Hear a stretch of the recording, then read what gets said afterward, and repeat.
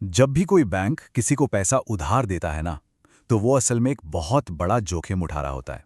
तो चलिए, आज हम उस जटिल सिस्टम को समझते हैं जिसका इस्तेमाल बैंक इसी जोखिम को संभालने के लिए करते हैं। ये एक ऐसा सिस्टम है जो न सिर्फ उनके बने रहने के लिए बल्कि पूरी अर्थव्यवस्था की स्थिरता के लिए भी बहुत जरूरी है। तो हम सबसे पहले समझेंगे कि असली समस्या क्या है, फिर देखेंगे कि बैंक इसके लिए क्या ढांचा तैयार करते हैं और ये भी जानेंगे कि किसी एक लोन का मूल्यांकन कैसे होता है। उसके बाद हम पूरे पोर्टफोलियो पर एक नज़र डालेंगे और आखिर में इन सबको एक बड़ी तस्वीर से जोड़ेंगे। ठीक है, चलिए शुरू करते हैं। सबसे पहले आइए उस बुनियादी सवाल पर आते हैं जिसे हर बैंक को सुलझाना ही पड़ता है।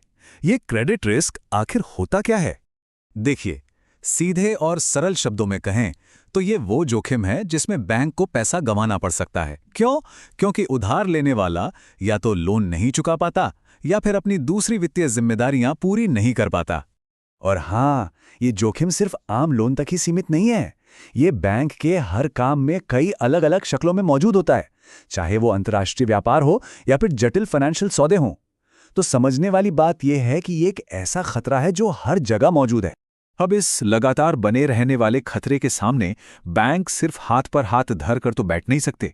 वो इससे निपटने के लिए एक मजबूत ढांचा तैयार करते हैं। तो चलिए इस सिस्टम के आर्किटेक्चरल ब्लूप्रिंट पर एक नजर डालते हैं। एक असरदार ढांचा जो होता है ना, वो 3 मुख्य स्तंभों पर खड़ा होता है। पहला, एक बिल्कुल साफ सुथरी पॉलिसी और स्ट्रैटेजी। दूसरा, एक अच्छी तरह से बना हुआ संगठनात्मक ढांचा। और तीसरा, कड़े operational systems.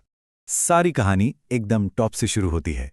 Board of directors यानी निदेशक मंडल पूरे बैंक के लिए ओवरऑल स्ट्रैटेजी और ये तय करता है कि बैंक कितना जोखिम उठा सकता है। फिर बोर्ड ये काम एक बहुत ही पावरफुल सब कमेटी को सौंपता है, रिस्क मैनेजमेंट कमेटी।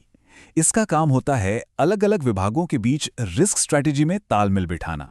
और इसके भी अंदर एक खास कमेटी होती है जिसका पूरा ध्यान सिर्फ और सिर्फ क्रेडिट रिस्क पर होता है। ये कमेटी पॉलिसी को लागू करती है और बैंक के सभी लोन्स पर पैनी नजर रखती है। इस तरह के स्ट्रक्चर से जवाबदेही और फोकस दोनों बने रहते हैं। ठीक है, ढांचा तो तैयार हो गया, लेकिन ये असल में काम कैसे करता है? चलिए अब इसके सबसे प्रैक्टिकल हिस्से पर चलते हैं। मतलब एक बैंक ये कैसे तय करता है कि कोई उधार लेने वाला अच्छा रिस्क है या बुरा? देखिए, ये कोई सीधा साधा हाँ या ना का खेल नहीं है। बैंकों को हर एक लोन के लिए जोखिम के लेवल को नापने और उसे बताने के लिए एक स्टैंडर्ड तरीका चाहिए होता है। इसके लिए वो एक बहुत ही व्यवस्थित प्रक्रिया अपनाते हैं। इसमें उधार लेने वाले की प्रोफाइल को छोटे छोटे जोखिमों में बांटा जाता है, फिर उन्हें वेटेज दिया जाता है, स्कोर किया जाता है और आखिर में बेंचमार्क से तुलना करके एक फाइनल कंसिस्टेंट रेटिंग तैयार की जाती है। यहाँ बहुत अच्छे से पता चलता है कि ये कैसे काम करता है।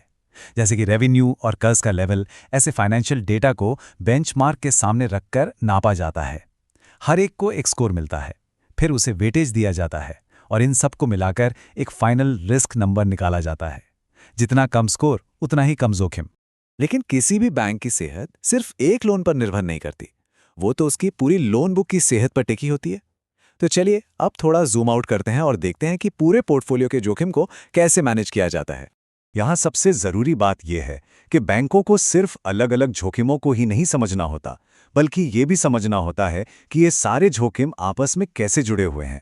यहीं पर कोरिलेशन मतलब जोखिम एक साथ कैसे चलते हैं और वॉलेटिलिटी यानी वो कितने अप्रत्याशित हैं जैसी बातें बहुत जरूरी हो जाती हैं। इसे ऐसे समझिए जैसे किसी का पर्सनल इन्वेस्टमेंट पोर्टफोलियो हो। सारा पैसा एक ही स्टॉक में लगा देना बहुत जोखिम भरा है ना? उसे कहते हैं कॉन्सेंट्रेशन। और अगर उसे अलग अलग जगह फैला दिया जाए तो वो होता है डाइवर्सिफिकेशन। बैंकों को भी ठीक यही करना होता है। अपने लोन को किसी एक ही जगह पर बहुत ज्यादा कॉन्सेंट्रेट करने से बचना होता है। एक मिसाल इसे और अच्छे से समझा सकती हैं।